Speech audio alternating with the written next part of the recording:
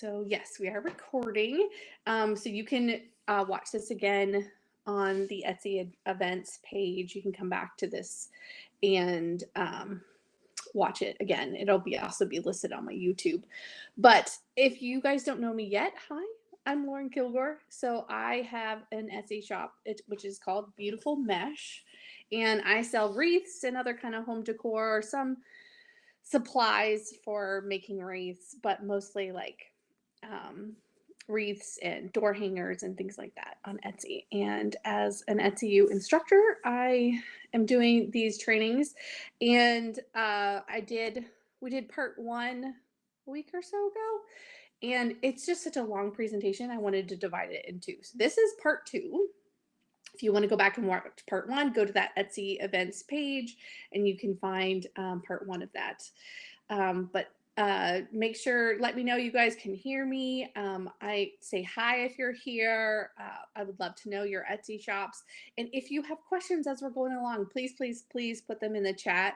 I am, happy to answer anything. We'll have more time at the end to answer, but as we're going along, if you have a question, please, I'm here to answer any questions that you need to. Okay, so we can get started. Ooh. Okay, hopefully that's better. I had my sound. I need to pull the right, hold on. This is like a little bit of a weird, how do I get the right page? Hold on. No, I don't want that. How did I do it last time? So that we get the right page.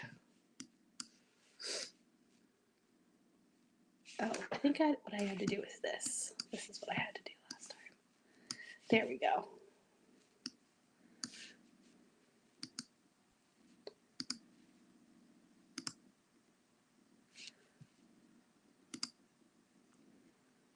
All right, let me make that full screen. Are you okay? Can you guys see that good? I know it's a little small, and I don't know why it's tiny on the screen. I don't know how to make it because it's big on my screen, so I don't know why it does it like tiny on your screen. But anyway, so we're going to do part two of getting started on Etsy. So again, I am Lauren Kilgore. I am the owner of the Etsy shop Beautiful Mesh, and I'm also a teacher at Handmade Sellers University. And as an Etsy instructor, I am here to bring you information in these slides straight from the source. And if you want to learn more about, me and my website and all that stuff, you can go to laurenkilgore.com and learn more about me. Anyway, so we'll start with getting your first sale. So like let's say you've set up your Etsy shop and now what do you do? How do you ship? How do you get good customer reviews? How do you handle the finances and stats and things like that after the fact? So we'll start off with shipping. Is anyone kind of scared with shipping? I think whenever I asked people what's one of the top things that holds them back from opening an Etsy shop, it's shipping. Because I think people are worried depending on, tell me what you guys ship. Let me know what you're shipping. So I ship large wreaths, and that was always a little bit scary because it's not just small packages and envelopes, and it's not, like little things. It's big boxes, and trying to find the boxes and like making sure you don't lose money on shipping and things like that. So that can be a little bit of a tricky thing. So a little bit of tips from Etsy. So you will have to create different shipping profiles on Etsy. You can, and they're just basically terms where you can set up how many days it will take you to make this product, how many days it will take you, which carrier you want to use, and how much you want to charge for each product. Now you can set up a different shipping profile for every single product if you wanted to. or you can set it up by product line. So, everything in this product line is going to ship, this way for this much in this box, essentially. So, depending on what you make, you might have a whole ton of different shipping profiles. You might just have one, and that's okay. I don't think there's a limit. I've never reached a limit. So there's quite a few. So, it's not, you can have as many. Let me see here. Siri knows Oh, anything. Why does Siri always try to talk to me? I ship big shipments like tabletops. Oh, wow, that is big. I make wreaths too, but don't dare try and sell or ship those because I feel like they would fall apart. No, well, it depends on what do you make your wreaths out of? Because I've shipped thousands of wreaths, so, and I don't have a whole lot of issues. Driftwood. I would say if you're using enough bubble wrap, you should probably be fine. Because people ship. I've shipped glass stuff, and it's okay.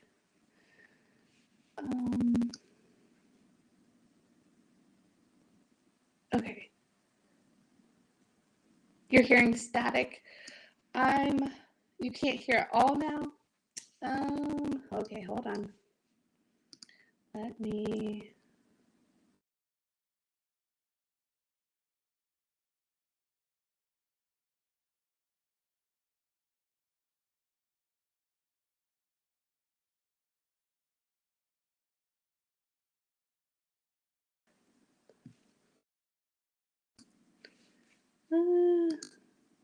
No, it's okay now. It's going back and forth. Okay, can you hear me now?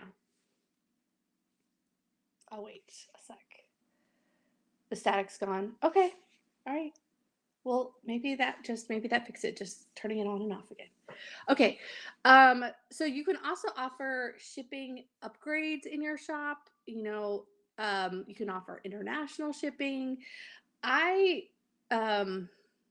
There's also two ways to offer shipping in your shop. So you can offer or to set it up. So you can have like a calculated profile where you put in the size and weight of your package, and Etsy will calculate what the price is depending on who orders. So as long as they know what the size of the box is, they can determine, with the custom code and your zip code, how much it will cost to ship, and they'll charge them the right amount. And then the advantage to that is, you definitely don't lose money that way. As long as you've put in the right package information when you went to list, then it will charge the correct amount. And when you go to ship, you ship with that same size box and everything matches up.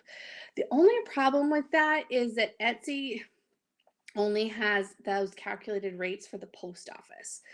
I'm not sure what it does in other countries, but in the United States, it does it only for USPS. So if you want to ship FedEx or UPS or anything, it's not going to give you those calculated rates. And so it can sometimes look really high. So especially for my products, which cost a lot to ship, it's too much for the post office. So I normally use FedEx or UPS. And if I were to do a calculated shipping profile, it would show my customers this really high cost to ship with the post office, and it will likely turn them away. So I can't do that because they're not going to purchase when the shipping cost is so high. So I usually do a fixed cost. So if you have larger products, you're probably going to have to do a fixed cost. And that's where you kind of come up with an average of what it will cost to ship your products, and you just put that flat amount in there. So no matter where these people live, you can set it by country, but no matter where they live, in that country, wherever they live in the US or wherever, then you have one flat shipping cost to them. I find that works better for me. I just figured out, by playing with some numbers online of what, and experience shipping some things, and just kind of figuring out, with this size box, with this item, it's going to cost about X amount to ship. And then that's what I put in my shipping profile. So whichever, jewelry, smaller items, yeah, it might be easy to just do a calculated profile. You're probably going to ship USPS, but if you want to just have everything kind of like flat across the board, you can also do the fixed cost. Definitely need to stay alert as far as shipping challenges, especially you know, in the holidays. It gets a little bit tricky. You're going to want to make sure that you have insurance on your packages, that you've got tracking numbers, and that one thing I never do is I never promise any buyer, I never promise a shipping date, because you know, once the package leaves your hands, you just don't have a whole lot of control of what happens to it. So you don't want to promise any kind of you know, shipping delivery time, and you know, just make sure that you always have that tracking and insurance, and if there is a problem, you can always go back. You can file a claim. Etsy has a shipsurance. It's like an insurance program, but also, you know, the post office and FedEx, they all have like, you know, some kind of programs. So if you want, that's the basics on, you know, some shipping stuff on Etsy. I do have a larger course on my website. If you want more information about it, you can go to laurenkilgore.com and look for the shipping course. But, or if you have shipping questions, definitely leave them here as well. Now, when it comes to reviews and repeat customers, it's another part of your quality score on Etsy. So your quality score on Etsy is one way that Etsy ranks your listings. And one of the factors that goes into that is your reviews. So if you've had, you know, good reviews, you can rank a little bit higher than somebody else who has poor reviews, which, you know, makes sense, right? They want to promote people that have good customer service. So when you are packaging your products, include a handwritten note. Maybe include a little card with a coupon on it, or, you know, card reminding them just to leave a review. Can never ask them for a 5-star review, but you can ask them to leave a review, and just leave it at that. And you know, one of the, you know, they're saying that shoppers, when they write reviews, they often mention the quality of the product, the customer service they received, and the shipping. A lot of times the packaging, how well the item was packaged. So all those things go into a 5-star review from a customer. So make sure that you are providing good customer service, that you're communicating if there's issues, that you're, you know, sending the right product, the product that was pictured, that you're packaging it well so that there's no issues in shipping. Use your listing description to answer, you know, common questions that people would have. You can also do that with your pictures. You know, anything that is something that people normally ask, I would make sure that you are representing it in the pictures or talking about it in your description, so that people don't have questions about how to care for something, or you know, things like that. They want to know exactly what they're purchasing and what they're getting. Showcase your product from all sides, and make sure, yeah, that's part of taking good photos, making sure that you're including all of the details of the product so that they can see all the aspects, if there's any flaws, if it's a vintage item, if it's, you know, a piece that, you know, there's certain details where they need to be aware of. Make sure your photos show, you know, the whole product accurately. One photo is not enough. That's why they give us 10 slots. You know, you don't have to fill all 10 slots, but make sure you're doing enough so that people can see all the parts of your piece. Make sure you're setting clear expectations, that you have policies set up. Oh, the foot, it's static again. Why does it do that? I don't know if it's just an internet thing. I can, if it's really bad, I do have one other microphone I can plug in. If I can find it. I had another microphone. I don't know where it is though.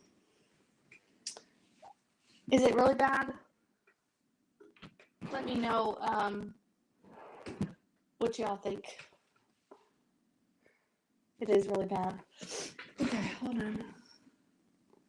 Where is my other microphone?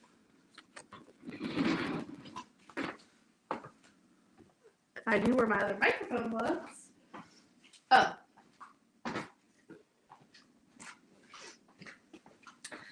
Sometimes sometimes this one will help if I plug this one in. Hang tight.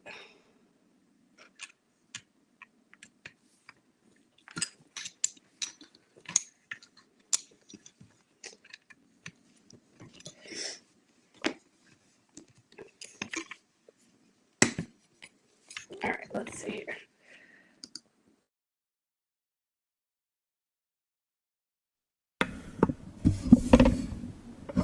Y'all tell me if this is better with this microphone. Yes. Oh, so much better. Good. Okay. All right. We will try this. Sorry about that. Okay. Policies. We were talking about policies.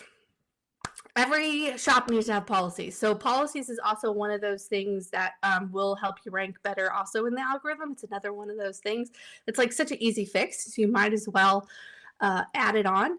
And you can now set your policies per item. So it used to be you had one set of policies for your whole shop. Now you can set them per item. So if you have different products that have, different, criteria, like you might accept returns on one but not on, one type of product line, but not in another. Maybe it's a hygienic problem. Maybe it's a custom problem or whatever it is.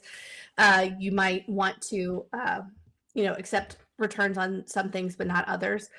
So now you can set them at the product level. But also it helps to prevent problems down the line, obviously, right? So when you have a customer that has an issue or doesn't know what to do if, something arrived damaged or whatever, like now there's clear expectations and there's clear policies and you've got like a leg to stand on. Does anyone here put anything in your packages when you ship?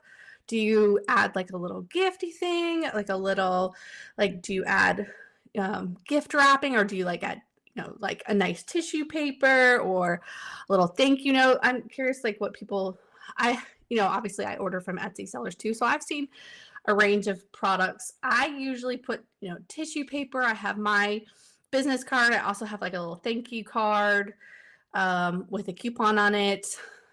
It's just that a lot of times those handwritten notes are really effective.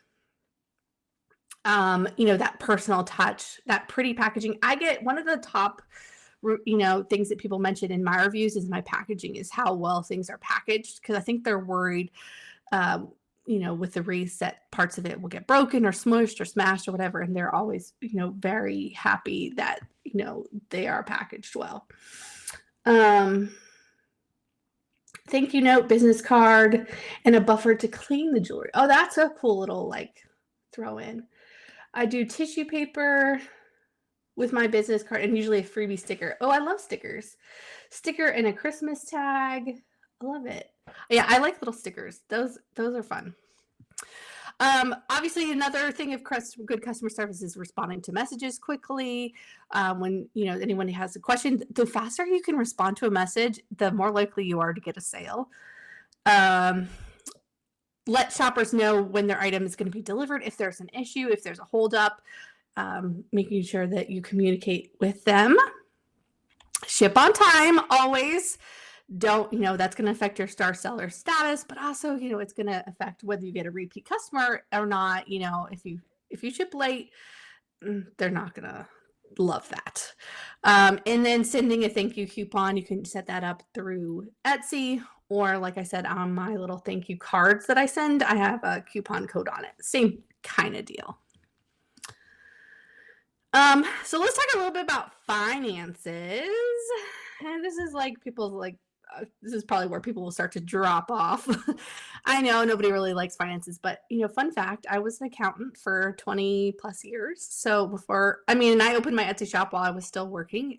I did quit my 9-to-5 to do my Etsy shop full time, but this kind of stuff is still really important to me. So, the finances on Etsy, and then obviously,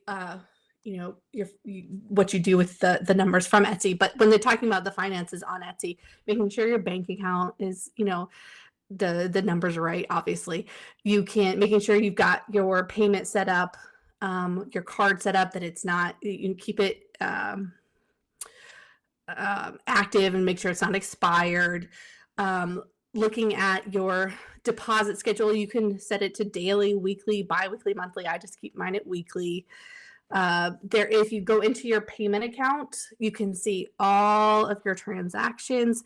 Really get in there and see what's going on. I think the most of the questions that I get from my students about like why did they charge me this and what's this and what did I pay and blah blah blah. I'm like, just get into your payment account and you can see everything line by line. Like honestly, I've never seen Etsy make a mistake in finances.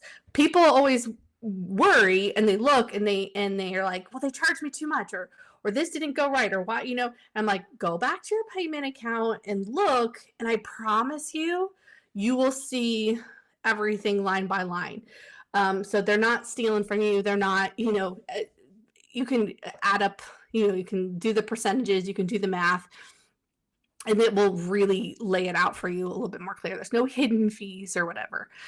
Let me see here.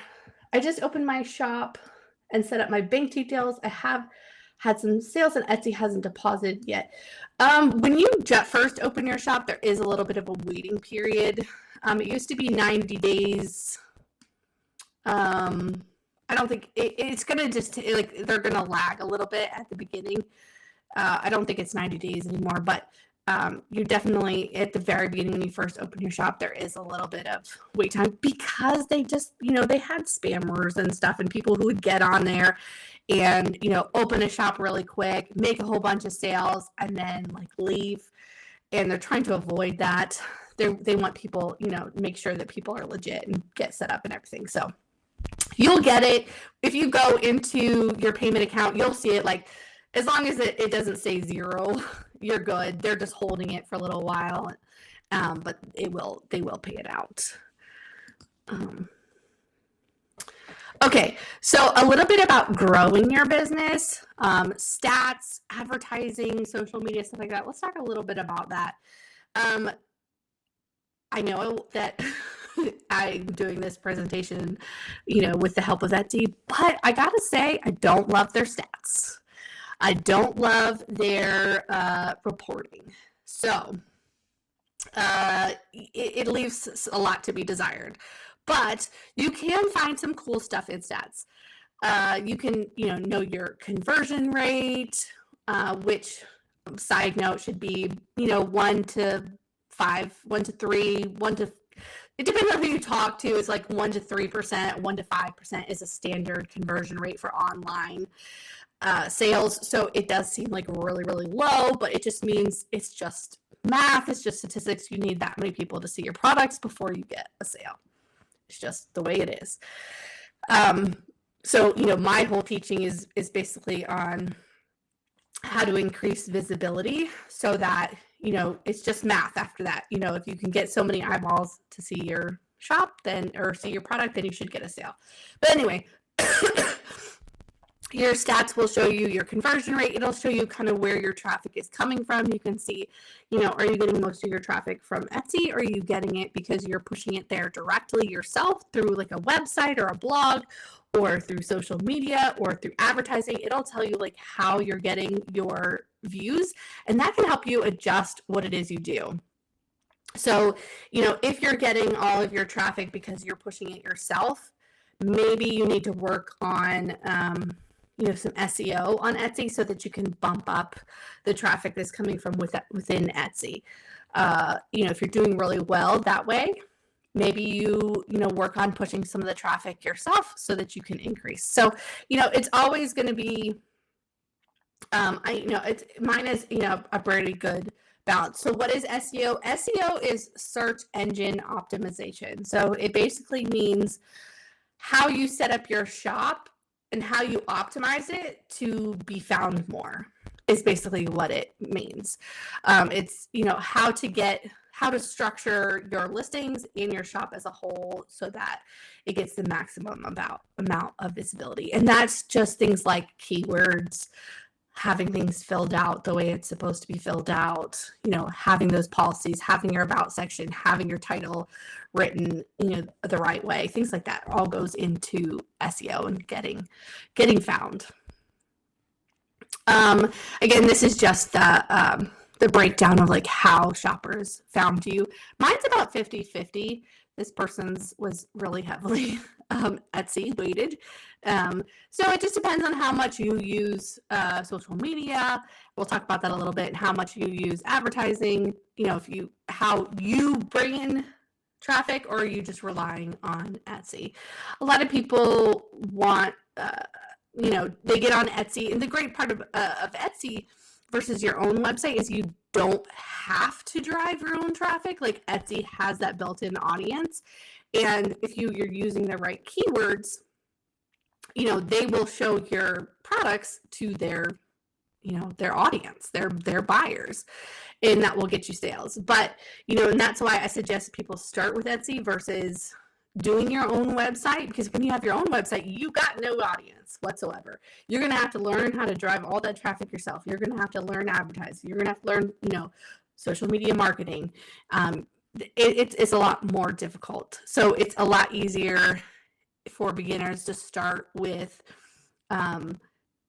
Etsy, and get sort of, it just kind of like helps you get your feet wet and get things selling. And then once you learn how things are going, then you can start trying to drive some of the traffic yourself. This is okay. So understanding your shop performance, it will give you, it's kind of cool to see. And again, I'm a numbers person, but it's kind of cool to see the graphs and see what time of the year you're getting orders, what time of the year things are more active, so that you can kind of gauge when your sales, and what's going to be popular when. What's sold most often, what's viewed most often, what time of the year most of your visits and views are coming from. It's interesting to see, to go back and look, and helps you compare one year to the next. Creating a small business budget. Okay, so they're talking about establish a system for tracking expenses and income. A lot of people use QuickBooks. You can use a spreadsheet. I do have a little course on how to get your shop tax prep for your Etsy shop. If you go to my website, again, laurenkilgore.com, you'll see that tax prep in the courses, and it has a spreadsheet included that'll help you track your income. But whatever you use, whether you come up with something yourself, whether you use that, whether you use QuickBooks, do have something that helps you to keep track of your income and expenses. That'll help you as you're going through the year. When it comes to tax time, which it almost is getting to the end of this year, you're going to need to have all that information for your accountant. Make sure you're pricing right. Make sure you're looking back at your profits through the year, so that you know whether or not your pricing is right for your products. Is your shipping, if you've got a fixed shipping profile, are you charging enough for shipping so that you aren't losing money there? So looking back at your finances throughout the year is really important to staying profitable. Now, when it comes to marketing and advertising, again, Etsy has the built-in audience, but you can do so much with marketing your own products, making sure that you always have your target customer in mind, that your whole shop has an identity, has a brand, and you are really gearing your products and your language towards that target customer. Social media marketing is huge, especially nowadays, and it's free. Like, there's so much free, like you don't even have to pay. Just by the fact that you're posting, whether it's Facebook, Instagram, Pinterest, TikTok, I would advise you to use all of those eventually. Obviously, when you're first starting out, it's a lot, but pick, let's start with one and pick, and whichever one you're most comfortable with using, and learn it and use it, and then add on, more from there. But learn one platform, go all in. You will see a lot more traffic, a lot more brand recognition when you market your business, put yourself out there.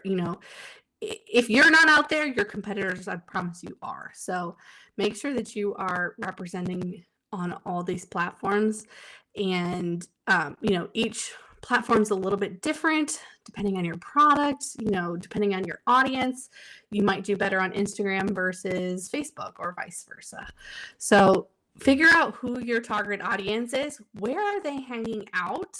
And I want to make sure that you be there as well with your products, with your business pages, and so that people can find you. Advertising on Etsy, controversial probably. A lot of people do advertise on Etsy. It used to be a little bit better than it is now, but it can be really a profitable thing depending on your products, and depending on what it is you sell. If you sell one-of-a-kind products, it's a little bit harder to get a whole lot of traction with Etsy ads. I think it works better with items that have sold well before, or have sold well for you, bestsellers, things like that. The way, I don't think that Etsy ads are great for beginners, because you don't quite know yet what's going to sell, what keywords are best, what pictures are best. Like it in the beginning, I do advise people not to use the advertising. Kind of learn Etsy first, learn what products are working, learn what keywords are working, and then spend your money on Etsy ads. It's not an automatic thing, just because you pay for advertising, that you're going to get more sales. The thing with Etsy ads is it doesn't, like, if you think of Facebook versus Etsy, like Facebook has a news feed, right? Instagram has a news feed. Pinterest has like a news feed, and you can target certain people when you set up the ads, and your ads could appear in front of people that don't follow you, just on the sheer fact that you're in their target audience, and it just comes up on the news feed. There's really no news feed on Etsy. I mean, there is the homepage, but there's no news feed. So your items aren't going to just appear in front of other people that are scrolling. They still have to type in keywords into the search bar in order to come across your ad. So if you're not getting traction organically with certain keywords, it can be unlikely that a paid ad would help, because all the paid ad does is, in those same search results, it will move you up a little bit. So if nobody's finding you with the search words that they're finding now, it's possible that they might not find you even when you have an ad. So I don't. You kind of have to see what works before you start spending too much money on ads. And the other thing about ads is rough, is that you have to let them run so long to test. So you can't just start an ad and then, if you don't get sales in a couple days, turn it off. No, you need to run like weeks in order to really get enough data to know whether or not it's working. And by then you could be spending, quite a bit of your budget. So it just depends on how you have your items priced. Do you have money in your budget to play around with ads and test it out? Getting featured on Etsy.com, that would be awesome, right? So getting featured, when Etsy is looking for who to choose for editor picks, make your shop easy to find. Make sure you have good photography. They're not going to pick, sloppy photos, messy photos, bad lighting, ones that are blurry, ones that have a huge mess in the background. They're going to pick items that look like they belong in a catalog, look like they belong, it really needs to be highlighting the product front and center.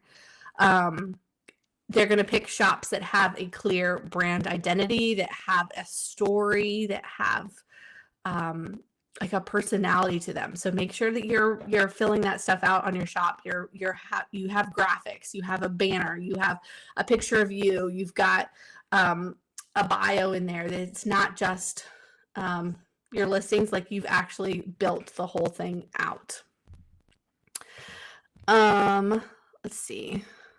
Okay, I guess that's all. That's the basics of this. If you want to learn more, Etsy does have more ways to learn about, you know, these kinds of trainings. You can go back to the seller events page, and there are more events like this. If you follow the Etsy Success podcast or the Etsy Success Instagram, they always have tips there as well. The other workshops are at etsyu.etsy.com. And like I said, if you want more info, like in-depth training on shipping or finances, tax prep, things like that, you can visit my website. If you just hold your camera up to the QR code, it will take you right to my website. And you can see those under the courses. Does anyone have other questions about setting up your Etsy shop, shipping, stats, finances, the money part on Etsy? Please, this is your time to ask whatever questions you need. This is kind of the tricky part, you know, after your sale. So what happened? This is all after your sale. Has anyone got any questions? Questions? And if you want to follow me on social media, my Facebook page is Beautiful Mesh. My TikTok is Beautiful Mesh. I always am providing tips there, so you can get more tips from me. How do you set up your banner? The easiest way I have found is if you use Canva. I use Canva for pretty much everything. So use Canva. If you type in the template box, Etsy shop cover, I think it's called, and that's the banner. So, and it comes up with the right size dimensions. So I designed it out there. They have templates. And then if you go to your shop and click where it says edit my shop, and you click there, there'll be like a little camera icon up at the top where the banner is. Canva is it's kind of like Photoshop, but it's for graphics. So you can create any kind of graphic. And it has, you know, images, it has photos, it has, you know, pictures, it has all these different elements, things that you can create. Things, you know, you can create like flyers. You can create your business cards in there. You can create so much stuff. Yeah, I love it. But that's what I use to create a banner. And there's a free version of Canva. There's paid versions, but there's free as well. How long did it take you to get a steady flow of orders? Well, I started in 2014, and back then there wasn't any of this training. Like Etsy was fairly new. There weren't a whole lot of Etsy teachers. And so it took me a little while. It took me, because I had to learn it all on my own. And so it did take me a couple years. Plus, you know, back then it was just a side hustle, and I was just starting out, and I was just learning how to get better at the craft. So it did take me a couple years to kind of get a steady flow of orders. Now, you know, my students get fast tracked a lot. You know, it happens a lot quicker because you can get all the information right off the bat. You don't have to do a whole lot of testing because there are, you know, so many teachings out there. But yeah, it did take me a little while. I don't think I had very many sales the first year. Is the free version of Canva good enough? Yeah, I think so. The paid version, you get more like elements and more images and more things that you can use, little doodads and, you know, whatever. But I think the free version is good. If you don't want to pay for the version, you can also like pay per element. So if you don't want to like pay for the whole month, you can just pay to like have one piece put in there. So you could just like, just a one and done. But you'll see when you open it up, if it has, I think it's a little crown on it and it'll say pro, and just don't use that one. Just use the free ones. I created my shop in June and got my first order in August. And after that, I never get any purchase. And even Etsy ads doesn't really help. Yeah, see, that's why I don't think that when you first start Etsy ads are great. How to upload product consistently. I've had over 40 listings, but still not enough till I'm losing motivation to create more.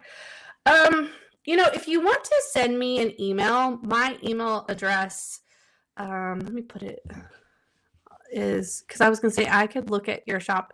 My email address is here on screen. So it's beautifulmeshwreaths@gmail.com. I can look at your shop and see if I have any suggestions for you. It could be pricing, it could be photos, it could be not a product that's on trend, it could be it could be so many different things, and I don't want to tell you wrong without seeing what your shop is. Now I will say also that 2022 was kind of an off year.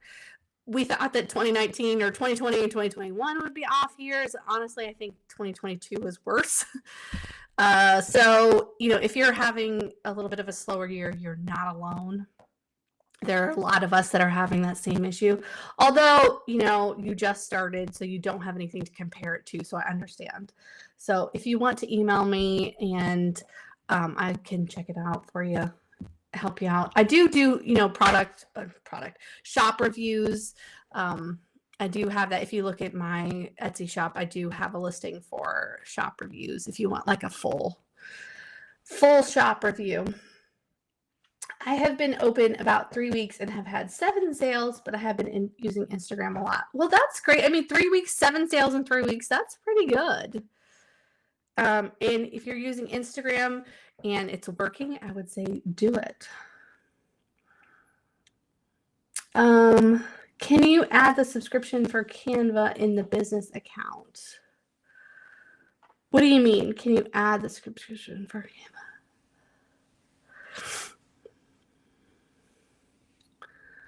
Can you add the subscription for Canva in the business account? I'm not sure what you meant.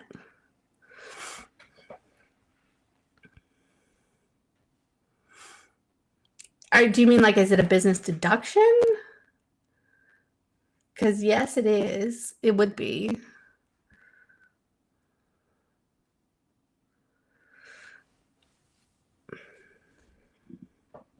Do y'all have are there any other questions that I have people ordering items even though they know the size could be wrong. I have no returns. Why do they know the size could be wrong? What do you sell?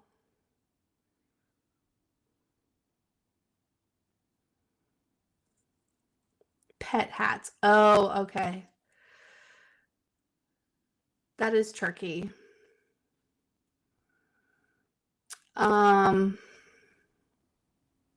Yeah. And what's funny is they probably, you can say all you want, like contact me first, and so many of them don't read and they probably don't contact you a lot of the time. Right? Am I right? That happens. Yeah. So that's tricky. That's going to be something that you just kind of have to, it's kind of going to go with the territory, whether you want to accept returns. If you get a whole lot of, beef from people and issues with reviews and stuff of people complaining, you may have to handle that differently going forward. You might just have to or if you're okay with it, if they're not complaining, well then, do it how you're doing it, but you're just going to have to kind of see how it works. Is there anything more that you can put out on your listing ahead of time that would help them to purchase the correct size? Like, help with, how to measure or picture examples of the different ones on different size dogs or, or pets, however it is. Like, I would put as much out there ahead of time as you can to help them come up with before they purchase, to kind of eliminate that after purchase problems.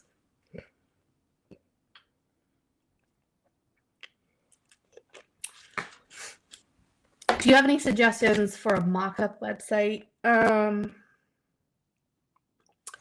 There's mock-ups in Canva that I use. That's the ones I use. Yeah, Canva subscription is a business expense. And I have a whole list of business expenses and how to, which ones to keep track of and stuff like that, all in my tax prep course. So if you're interested in, how to organize for taxes, how to get the numbers from Etsy, because, like I said, I don't love their reporting, how to get those numbers from the spreadsheet. I've got some custom spreadsheets that you can use for your own stuff, for income and expenses, a mileage tracker, all that kind of stuff is in there. I'm not real familiar with Placeit other than, that it is a mock-up website. So mock-ups would be like, if you had like a POD, a print-on-demand product, so you don't have the actual product and you just need, but you do have like the image and you want to show what it would look like on a t-shirt.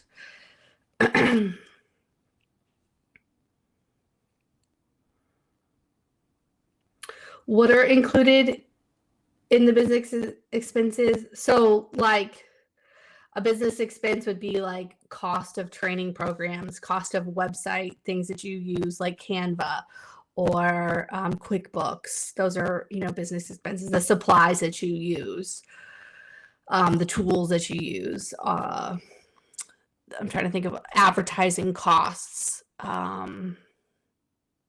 Etsy fees, shipping. All those things are business expenses.